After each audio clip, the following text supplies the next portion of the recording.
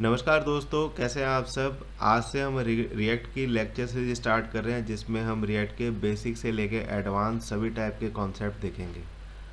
अच्छा, हमें रिएक्ट क्यों पढ़ रहे हैं? रिएक्ट हम इसलिए पढ़ रहे हैं क्योंकि मोस्ट डिमांडिंग स्किल है आज की तारीख में वेब इंडस्ट्री के अंदर, इसलिए हम इसे पढ़ रहे हैं।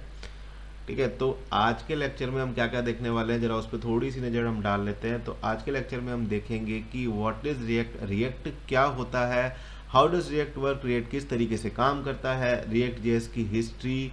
रिएक्ट जेएस की हिस्ट्री में हम देखेंगे कि भाई किसने इसे बनाया, किसने डेवलप किया, एप्लीकेशंस किस टाइप के एप्लीकेशंस इसके अंदर बनाए गए हैं, why should we use React, हमें रिएक्ट को क्यों यूज़ करना चाहिए, और प्री रिक्विजिट्स। इसका मतलब है कि रिएक्ट को यूज़ करने से पहले हमें किन किन स्किल्स का आना ज़रूरी है। ओके, तो अब अगला जो पॉइंट है हमारे पास में, या सबसे पहला पॉइंट है व्हाट इज़ रिएक्ट। रिएक्ट क्या होता है? React is a declarative, efficient and flexible JavaScript library for building user interfaces. It lets you compose complex UI from small and isolated pieces of code called components. तो react क्या है? एक declarative, efficient और flexible JavaScript की library है जो कि user interface बनाने का काम करती है। यूज़र इंटरफेस हम इसकी हेल्प से बना सकते हैं, और जो हम कोड लिखते हैं इन कोड्स को यहाँ पे कंपोनेंट बोला जाएगा। बेसिकली कंपोनेंट फंक्शन की तरह होते हैं। आप फंक्शन लिख रहे हो, कंपोनेंट लिख रहे हो, थोड़ा लिखने का स्टाइलिंग चेंज रहेगा। सिंटैक्स हमेशा हर प्रोग्रामिंग लैंग्वेज के चेंज होते हैं, तो इसमें भी उसी तरीके का सीन होगा। बट हाँ, और सभी जगह फंक्शन को फंक्शन बोलते हैं, यहाँ पे इसे कंपोनेंट बोला जाएगा। इसके बाद में रिएक्ट हम sometime referred as a front end JavaScript framework. It is a JavaScript library created by Facebook. अच्छा, एक जावास्क्रिप्ट की लाइब्रेरी है जो कि फेसबुक ने बनाई है, पर इसे कई बार हम कंसिडर करते हैं एक फ्रेमवर्क की तरह। ऐसा क्यों? क्योंकि इसके फीचर ही इतने शानदार हैं कि ये एक फ्रेमवर्क को भी टक्कर देती है, इसलिए इसे कई बार हम एज ए फ्रेमवर्क कंसिडर करते हैं। React is a tool for building UI component. इस पर हम बात कर चुके हैं, यूआई कंपोनेंट इसमें बनाए जाते हैं। ठीक है, अगली चीज़ हमारे पास में है, देखो जैसे ये हमारे पास में एक सिस्टम आया हुआ है कि जैसे हेडर है ये। अब ये हेडर मैंने बना लिया। अब इस हेडर के साथ, अब जब मैं ये हेडर बनाऊंगा तो मेरे पास में कंपोनेंट बन के रेडी हो जाएगा। अब मैं इसकी हेल्प से main component, side bar, footer, ये सभी बना सकता हूँ। तो स्मॉल और आइसोलेटेड पीस ऑफ कोड, एक कोड मैंने लिखा और उसको 10 जगह मैंने यूज़ कर लिया, तो ये एक बढ़िया चीज़ हमारे पास में आती है।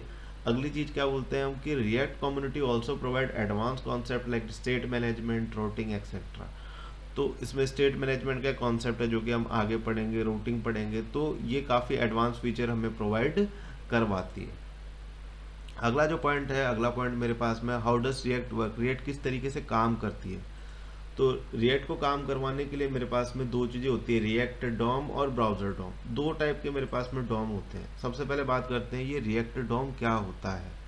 तो React DOM is a package in React that provide DOM specified method for rendering React element to the Dom.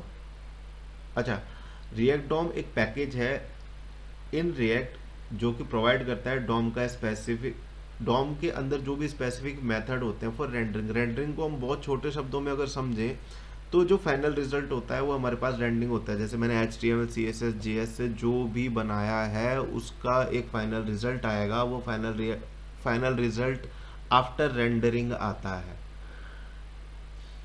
It act as a bridge between React component and the actual DOM. तो React के component और actual DOM के बीच में ये bridge की तरह काम करता है। कैसे करता है मैंने आगे इसको भी एक्सप्लेन किया हुआ है।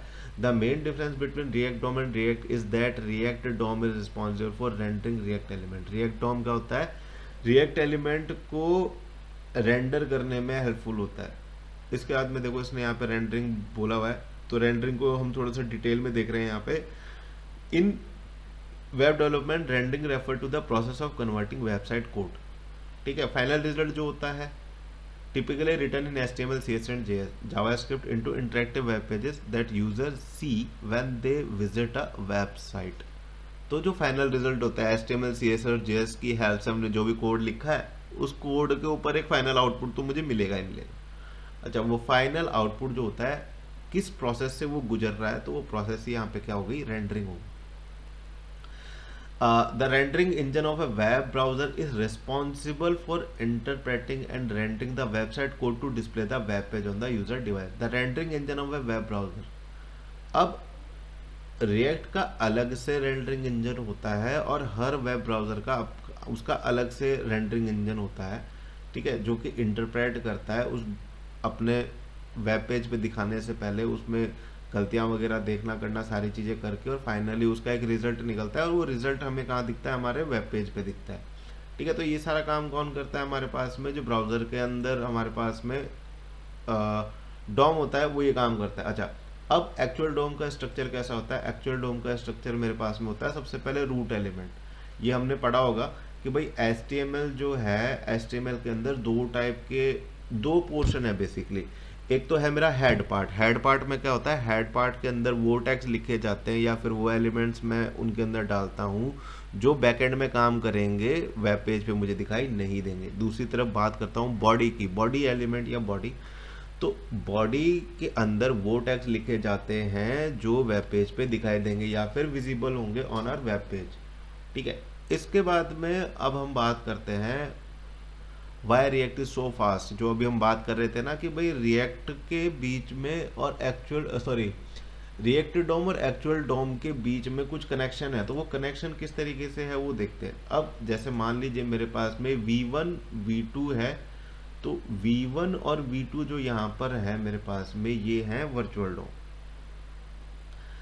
और जैसे अभी अगर मैं इसमें समझूं तो देखो, अभी इस कंडीशन में है V1 और V2 और एक्चुअल डोम तीनों की कंडीशन सेम है। ठीक है, अब मैंने V1 में कुछ चेंजेस किए, मान लेते हैं मैंने V1 में कुछ चेंजेस किए, तो ये कंपेयर करेगा V2 से और फाइनली जो भी रिजल्ट होगा वो एक्चुअल डोम के अंदर ये डाल देगा। ठीक है, इस तरीके से। तो ये क्या करता है, दो अपने पास में कॉपी बना के रखता है, उनमें कंपैरिजन करता है और फाइनल रिजल्ट एक्चुअल डोम को प्रोवाइड करता है। इससे क्या होती है, इससे स्पीड बढ़ जाती है, स्पीड अप हो जाता है इनका प्रोसेस। ठीक है, तो ये एक प्रोसेस है हमारे पास में। इसके बाद में अगली चीज, React create a virtual DOM in memory. React एक वर्चुअल डोम क्रिएट करता है मेमोरी के अंदर। वर्चुअल मतलब आभासी होता है, आभासी का मतलब कि सिर्फ इसका आभास हो रहा है, ये एक्चुअल मशीन के अंदर कोई भी काम नहीं कर रहा है। Instead of manipulating the browser DOM, ठीक है, React create a virtual DOM in memory where it does all the necessary manipulation before making the change in the browser DOM. जो कि हमने पहले वाले, इससे अभी जो हमने पहले डायग्राम देखा था उसका ये थोड़ा सा एक्सप्लेनेशन है। इसके बाद में अगली चीज मेरे पास में क्या आती है वो देखते हैं। तो रिएक्ट जेएस की हिस्ट्री में क्या है मेरे पास में, The history of React.js can be treated back to 2010 when Jordan Walk, a software engineer at Facebook, created an internal prototype called Fax.js to solve a specific problem faced by Facebook at the time. The goal was to update the news feed in the real time without the need for page refresh. अच्छा देखो, सीधी सी बात ये है कि 2010 के अंदर एक software engineer थे फेसबुक के जिनका नाम था जॉर्डन वॉक। उन्होंने Fax.js करके एक प्रोटोटाइप बनाया था, किसके लिए, न्यूज़ फीड का एक फीचर होता है फेसबुक के अंदर, आप लोग देखना और कमेंट करके बताना कि आपको मिला या नहीं मिला। अच्छा, उसके लिए इन्होंने React.js का यूज़ किया था। ठीक है, तो ज़्यादा इसके अंदर हम नहीं पढ़ेंगे। React.js also known as React or React.js is a popular open source JavaScript library for building user interfaces. It was initially developed by Facebook and was first released in 2013. अच्छा, 2010 में इसको बना लिया गया था, यूज करना चालू कर दिया था, पर ऑफिशियली रिलीज इसका 2013 के अंदर हुआ था। Since that React.js gained significant popularity and has become one of the most widely used front-end development library. तो 2010 से 2013 के बीच में आते आते इसने बहुत सी पॉपुलैरिटी बटोर ली थी और उस पॉपुलैरिटी के चलते 2013 में क्या कर दिया गया, इसको ग्लोबल कर दिया गया, आम जनता के लिए खोल दिया गया कि भैया तुम भी यूज़ करो। ठीक है, इसके बाद में अगला जो पॉइंट है हमारे पास में, एप्लीकेशन, किस टाइप की एप्लीकेशंस हम रिएक्ट में बना सकते हैं या बनाई जा चुकी है। देखो, सबसे पहले हमारे पास में क्या बोलते हैं, few popular websites powered by React library are listed below.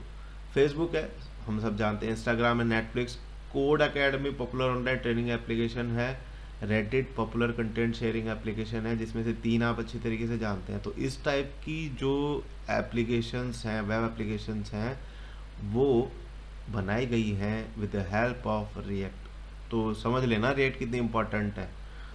इसके बाद में अगली चीज़ मेरे पास में क्या है, why should we use React, हमें रिएक्ट की यूज़ करना चाहिए। ये हम पीछे बात कर चुके हैं, क्यों? क्योंकि भाई तेज है। सबसे पहले तो इसकी लार्ज एंड एक्टिव कम्युनिटी है, जो इसकी कम्युनिटी बहुत बड़ी है।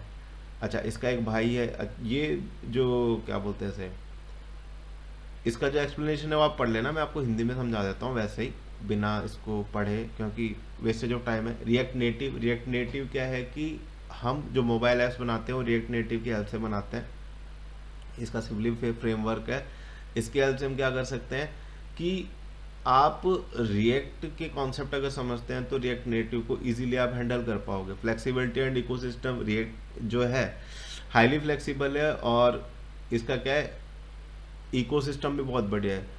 Project without require complete rewrite, तो इसका इकोसिस्टम कुछ इस तरीके का है कि आपको पूरा कोड दोबारा से रीराइट नहीं करना पड़ता है। परफॉर्मेंस ऑप्टिमाइजेशन, तो सीधी सी बात है रिएक्ट डॉम की वजह से इसका जो ऑप्टिमाइजेशन है वो बहुत फास्ट है। ठीक है, लेजी लोडिंग, मेमोराइजेशन, ये सारी चीज़ें हमें इसके अंदर मिल जाती हैं। फाइनली मेरे पास में आता है प्रीरिक्विजिट। तो प्रीरिक्विजिट्स के अंदर हम क्या देखते हैं कि हमें रिएक्ट को चलाने से पहले क्या क्या चीज़ आनी चाहिए। तो HTML, CSS और JS हमें इसको चलाने से पहले आने चाहिए। ठीक है, तो यहीं पे हम हमारा आज का लेक्चर ख़त्म करते हैं। कोई चीज़ नहीं समझ में आई हो तो आप कमेंट करके बताइए। और एक रिक्वेस्ट है आप लोगों से, अगर आपको लेक्चर समझ में आया, नहीं भी आया तो कोई दिक्कत नहीं है, आप लोग तो लाइक करो, क्योंकि हम जब इसके प्रैक्टिकल लेके आएंगे तो मैं ये जो प्रैक्टिकल करवाऊँगा बहुत ही आसान करवाऊँगा। तो मतलब जैसे मैंने यूट्यूब चैनल्स वगैरह देखे तो मुझे ये चीज़ फील हुई कि भाई जो रिएक्ट को पढ़ाया जा रहा है ना वो बहुत ज़्यादा कॉम्प्लेक्स करके पढ़ा रहा है। और मुझे मतलब मैं आपको इस तरीके से पढ़ाऊँगा कि आपको रिएक्ट एकदम हलवा लगेगी, मतलब बहुत इजी लगेगी। तो मेरा लाइक कीजिए, सब्सक्राइब कीजिए और शेयर कीजिए। Thank you all of you.